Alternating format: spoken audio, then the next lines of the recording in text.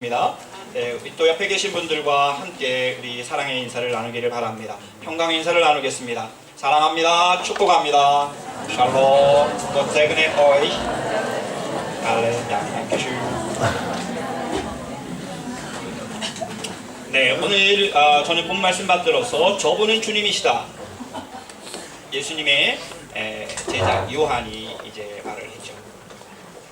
원래 이렇게 옆에 있는 분만 안 하고 저렇게 우리 뒤에 계신 우리 독일 형제님들에게 우리 사랑의 인사 나눌까죠? 샬롬 축복합니다. 네, 네, 네, 오늘 우리는 독일은 우리 기독교 국가입니다. 독일의 문화는 대부분 기독교적입니다. 물론 그리스 로마 문화가 섞여 있기도 합니다. 그러나 독일의 전체적인 사상과 문화의 근저에는 성서가 자리 잡고 있습니다. 우리가 독일의 기독교 국가라고 하는 사실을 가장 피부로 잘 느낄 수 있는 것은 칼렌더, 달력입니다. 독일의 달력은 기독교적입니다. 휴가와 방학도 교회 달력과 다르지 않습니다. 우리 한국과는 완전히 다르죠. 성탄절 방학, 부활절 방학, 오순절 방학, 아주 또 많은 휴가들이 있습니다. 여러분들 지난 목요일 5월 12일에 쉬셨죠? 예, 크리스티 힘멜파르트, 우리 예수님이 승천하신 아주 거룩한 날이었습니다. 우리 예수님께서 돌아가셨다가 3일 만에 부활하셔서 40일 동안 11번 제자들에게 나타나셨습니다. 부활하신 주님께서 마지막으로 나타나신 것은 500명의 사람들이 보는 앞에서 하늘로 올라가신 그 승천일이었습니다. 예수님의 승천은 영원한 하나님의 아들로서 하나님의 우편에서 우리를 위해 중보자가 되어주셨다는 것을 의미합니다. 지금 예수님께서는 우리의 영원한 중보자로 우리와 함께 하시는 것입니다. 이제 마지막 교회 칼렌더에는 나오지 않은 한 가지가 있습니다. 아마 영원히 칼렌더에 들어가지 않을 한 날이 있는데 그날은 예수님의 재림의 날입니다. 우리 예수님의 파루시아 재림의 날, 이제 예수님의 온전한 구원이 완성될 것입니다. 그 승리의 날을 향해서 우리는 나아가고 있고 그날이 올 때까지 우리는 열심히 믿음 생활을 해야 할 것입니다. 우리 주님 오실 때에 우리 이 제자들이 승천 이후에 한 일은 성령 충만하기 위해서 기도했습니다. 왜냐하면 하나님께서 성령을 통해서 제자들이 제자답게 살아갈 수 있게 하기 위해서 그랬던 것입니다. 그러므로 우리 다음 주일은 우리 성령 강림 주일인데 우리 사랑하는 성도님들 항상 주의 성령으로 충만한 주님의 오심을 기다리는 그런 능력 있는 하나님의 자녀들이 되시기를 간절히 축원을 드립니다. 우리가 독일에 사는 것은 축복이라고 생각합니다. 왜냐하면 항상 교회 종소리가 이제 들립니다. 조금 있으면 또 이제 교회 앞교회에서 교회 종소리를 칠 텐데요. 또 많은 교회들을 바라봅니다. 저를 바라본다든지 다른 어떤 것을 바라보는 것이 아니라 교회들을 바라보면서 교회 종소리를 들으면서 매일매일 우리가 신앙적인 분위기 속에서 자유롭게 얼마든지 하나님을 섬기며 지나치게 섬긴다고 할 수 없을 정도로 예배를 잘 드리며 주님과 동행할 수 있는 환경이 되어 있습니다. 신학 공부도 얼마든지 잘할 수 있는 나라가 이제 독일이라고 할 수가 있습니다. 독일에서 책이 없어서 박사학위 논문을 못 썼다고 하는 사람은 거짓말장입니다.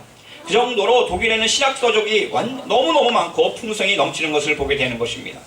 또 이 독일에서 신앙생활을 제대로 하지 못했다고 하는 사람은 어떻게 보면 희망이 없는 사람이라고도 할 수 있습니다. 왜냐하면 그 정도로 우리들의 환경이 너무너무 우리 신앙생활에 좋게 풍요롭게 되어 있기 때문입니다. 그런데 이러한 가운데 우리가 믿음 생활을 잘하고 있는지 너무너무 우리가 아무 일도 일어나지 않아서 또한 너무나 풍요로워서 모든 일이 잘 되어서 우리가 하나님을 잊어버리고 산다면 그것은 두려운 마음으로 깨어 있어야 할 것입니다. 우리가 매일매일 아침마다 나의 삶의 자리, 지츠 임 레벤, 나의 삶의 자리가 어디인가를 살펴보아야 할 것입니다. 내가 너무 일상적인 삶에 몰두하다가 나의 삶의 주인이신 하나님의 사랑과 은총을 느끼지 못하고 아무런 신앙적인 감동과 기쁨도 없이 분주하게 바쁘게 살아간다면 스톱, 멈춰야 할 것입니다. 그리고 하나님의 임재하심과 하나님의 능력을 구하고 하나님과 함께 나아가야 할 것입니다. 너무 늦기 전에 그렇게 해야 할 것입니다. 그 은총을 간구하고 경험할 수 있다면 그 사람은 복된 사람입니다. 오늘 요한복음 마지막 장이 나옵니다. 예수님의 사랑하는 애제자 사도 요한이 기록한 책의 마지막 장입니다. 주인공은 베드로입니다. 앞부분에서 오늘 말씀 보면 7명의 제자들이 부활하신 예수님과 이미 만난 그러한 분위기를 보고 있습니다. 근데 이 제자들의 삶의 자리가 지금 어디에 있냐면은 갈릴리였습니다. 예수님의 제자들은 모두 갈릴리 출신들이었습니다. 푸른 호수가 바다처럼 펼쳐져 있는 너무나 아름다운 그러한 지역이었습니다. 아마 사진이 여기 있을 텐데요. 네. 갈릴리 호수는 너무나 커서 갈릴리 바다라고도 불렀습니다. 여러분들 보덴지에 가보셨죠? 그 보덴지에 가면은 거의 뭐 바다와 같은 그러한 분위기입니다. 저희가 이제 10월달에 이제 여기 가려고 하는데요. 이 갈릴리 호수입니다. 예. 오늘 본문에는 디베리아 바다라고 표현되어 있습니다. 디베리아 바다라고 되어 있는 것은 헤로드 왕이 로마의 두 번째 황제였던 티베리우스의 이름을 가지고 이 바다 이름을 지었던 것입니다.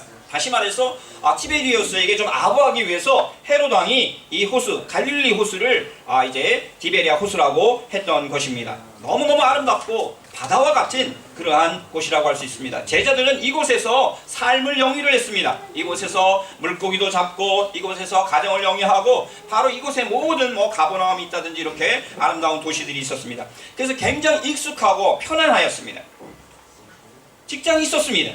생업이 여기 있었습니다. 사랑하는 가족들도 있었습니다. 어려서부터 함께 지내온 모든 것을 탁 터놓고 얘기할 수 있는 그러한 사랑하는 친구들도 여기 있었습니다. 그런데 오늘 본문 예수님의 부활의 소식을 들은 제자들이 바로 이 자리로 돌아가 있었다는 것입니다. 예수님의 제자들은 이곳에서 내가 너희를 사람 낚는 어부가 되게 하리라고 예수님의 소명을 받았던 사람들이었습니다. 물고기를 잡는 것이 아니라 사람을 낚는, 사람들을 구원하는 직분을 주님께서 주시겠다고 부르심을 받았던 제자들인데, 부활하신 예수님을 만난 이후에도 그들은 다시 여기에 있었습니다. 베드로, 쌍둥이라고 불리는 도마, 갈릴리 사람, 가나 사람 나다나엘, 이 사람은 아마 다른 제자였을 것입니다.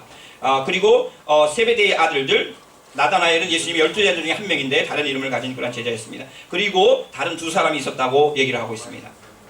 아마 이제 야고보와 요한도 있었을 것이고 다른 두 제자도 빌립도 있었을 것입니다. 갈릴리 출신의 7 제자들이 다시 고향으로 돌아와 예수님을 만나기 이전의 장소로 돌아가 있는 것입니다. 과연 이 자리가 그 제자들이 있어야 될 자리인지 우리가 한번 생각해 보고자 하는 것입니다. 예수님의 수제자였던 베드로 역시 다시 어부로 돌아가 있었습니다. 그리고 제자들에게 말을 합니다. 역시 앞장섭니다. 시몬 베드로가 오늘 보면은 나는 고기를 잡으러 가겠소. 나는 고기를 잡으러 가겠소. 그때 다른 6명의 제자들도 말합니다. 나도 함께 가겠소 라고 말을 합니다. 나도 함께 가겠소. 그래서 배를 탔습니다. 그리고 그날 밤새도록 고기를 잡았습니다. 이들은 고기 잡는 것이 자기네들의 본업이었고 어떻게 보면 아주 능숙한 은사가 있는 사람들이었습니다. 고기 잡는 거 예수님이 따라갈 수가 없었을 것입니다. 아마 예수님은 목수였기 때문에요. 아무튼 누구보다도 성공할 수 있는 그 성공의 자리에 이 사람들은 있었습니다. 갈릴리 호수, 갈릴리 바다. 너무나 편했고 성공할 수 있었고 내가 행복할 수 있었던 그 자리였습니다. 이들이 고기를 잡으러 간 거에 대해서 우리가 비난할 필요가 없습니다. 왜냐하면 그들은 어부였기 때문이었습니다. 그런데 그들이 놓친 것이 하나 있습니다. 그거는 주님의 자리였던 것입니다. Sit in heaven. 우리 주님의 자리를 그들은 놓치고 자기네들의 자리를 찾아서 다시 돌아갔던 것입니다. 더 이상 주님의 제자가 아닌 것 같아 보였습니다. 주님을 향한 마음이나 당당함이나 신앙 고백도 다 잊어버린 것 같아 보였습니다. 그들은 이제 어두운 밤 고기를 잡으러 디베랴 바다로 나가 그물을 던졌습니다. 그런데 그 결과는 처참했습니다. 성공해야 하는데 성공할 수밖에 없는데 그들은 처참한 절망감에 사로잡혔습니다. 한 마리의 물고기도 사로잡을 수가 없었습니다.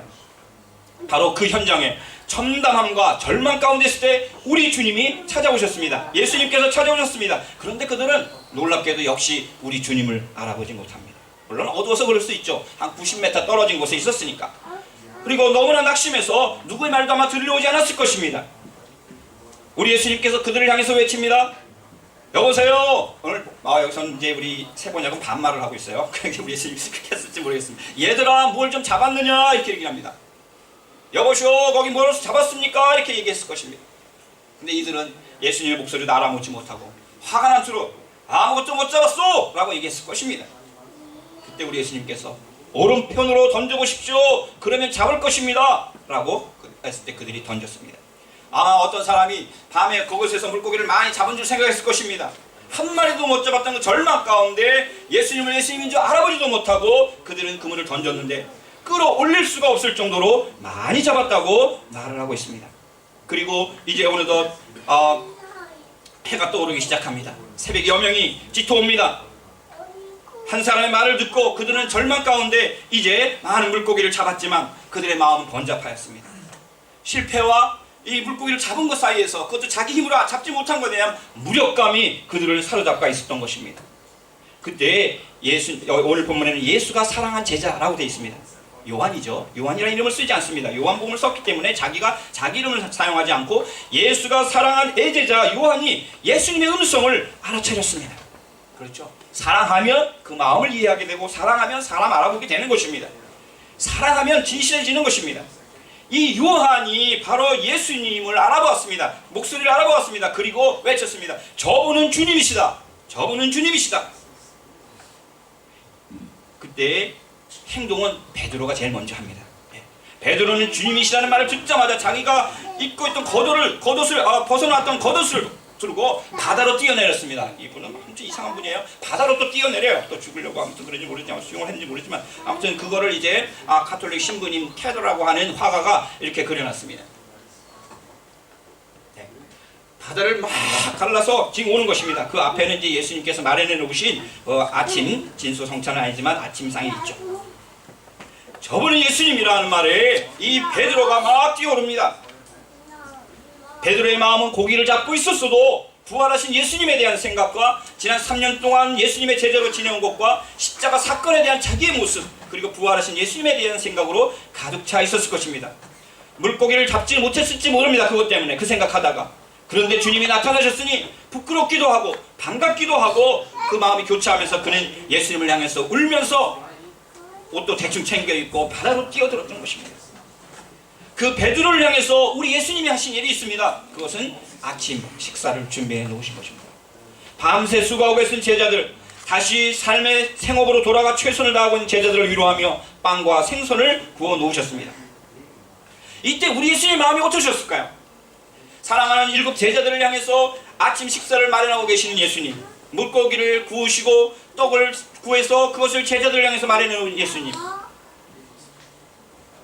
우리 예수님 역시 안타까움과 제자들을 향한 연민으로 가득 차 있었을 것입니다. 너희들이 결국 이 자리밖에 있을 수가 없었느냐? 내가 너희를 불렀을 때 이 자리가 아니었지 않냐? 그들의 앞날을 생각하시면서 또한 마음 아파하셨을지 모르겠습니다. 너희가 가야 할 길이 있다. 가야 할 길이 있다. 그래서 내가 다시 찾아온 거야. 예수님은 제자들의 앞날을 알고 계셨기 때문에 또한 마음 아파하시며 그들에게 사랑을 가지고 그들을 위해서 아침 식탁을 마련하셨던 것입니다. 요한이 외친 저분이시다 주님 하시는 말에 예수님은 그래 너희들은 내 제자들이라고 화답하셨을 것입니다. 그래 너희들은 내 제자들이다. 너희들이 나를 버리고 나를 배신하고 너희들의 삶의 세목으로 다시 돌아갔을지라도 나는 끝까지 너를 놓지 않을 것이다. 뜨거운 눈물을 삼키시면서 우리 예수님은 너희들은 나의 사랑하는 제자들이야 라고 말씀하셨을 것입니다. 제자들이 땅에 올라와 보니 예수님께서 숯불을 피워놓고 맛있는 물고기와 빵을 마련해 놓으셨습니다. 제자들이 그걸 보면서 무엇을 생각했을까요? 아, 배고팠는데 너무 감사하다. 역시 우리 예수님 최고야 라고 했었을까요? 그들은 예수님께서 돌아가셨던 그 성찬, 그린 도너스탁의 그 성찬 예식을 떠올렸을 것입니다. 그리고 십자가에서 예수님께서 돌아가셨고 우리를 위해서 끝까지 내어주신 영원한 생명의 떡 대신 우리 예수님을 아마 기억했을 것입니다. 고기가 그렇게 많았으나 그물이 찢어지지 않았다. 요한은 그렇게 기록하고 있었습니다. 그 풍성함이 있었지만 그들에게 더 풍성한 것은 주님이 그들에게 찾아오신 것이었습니다. 예수님은 당신이 준비하신 물고기 외에도 제자들이 잡은 물고기를 가져오게 했습니다.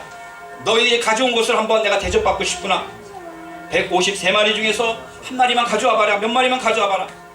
여러분들, 그 153마리는 기적의 열매였고 예수님의 말씀에 순종한 순종의 열매들이었습니다.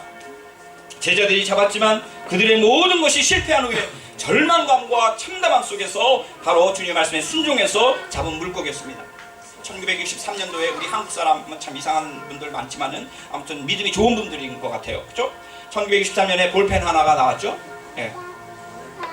볼펜.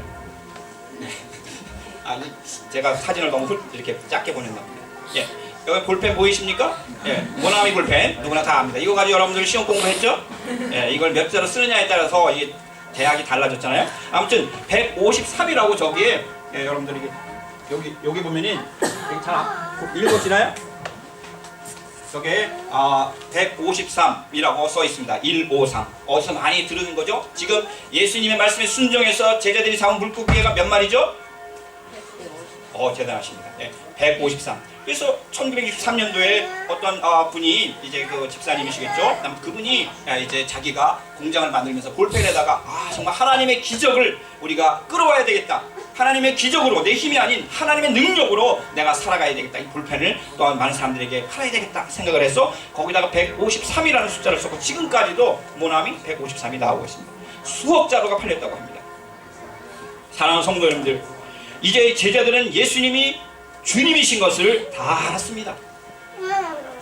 누군가 주님 하지 않았습니다. 말이 없습니다. 그리고 그들에게 통일된 하나의 마음이 있었습니다. 자기가 누구인가에 대한, 내 삶의 자리가 어디인가에 대한 것을 다시 깨닫기 시작했습니다. 나의 삶의 자리와 주님의 삶의 자리, 주님의 자리가 일치하는 그런 은총의 순간이 다시 오게 된 것입니다. 지금 물고기와 떡을 먹고 있지만 그 자리는 주님이 함께한 자리였고, 다시 제자들이 모임으로써 그 자리는 하나님의 나라, 하나님의 놀라운 뜻을 이루어가는 그러한 자리가 되었던 것입니다. 7명의 제자들은 모두 이 티베리우스 이곳을 떠나서, 이 디베리아 바다를 떠나서 열방으로 주님의 부활을 전하는 제자들이 되었습니다. 갈릴리가 아닌 예루살렘 감람산에서 그들은 다시 집결하였습니다. 그리고 승천하신 주님을 목격하였습니다. 그리고 간절히 10일 동안 기도하며 성령이 오시기를 기다렸습니다. 그리고 제자들은 이제 가는 곳마다 예수님이 주님이시다, 예수님은 부활하셨다를 외치며 주님의 하나님의 사랑을 전하기 시작하였습니다. 바로 그곳에서 새로운 역사가 시작되었고, 오늘 우리는 그 열매인 이 독일에서 살고 있는 것입니다.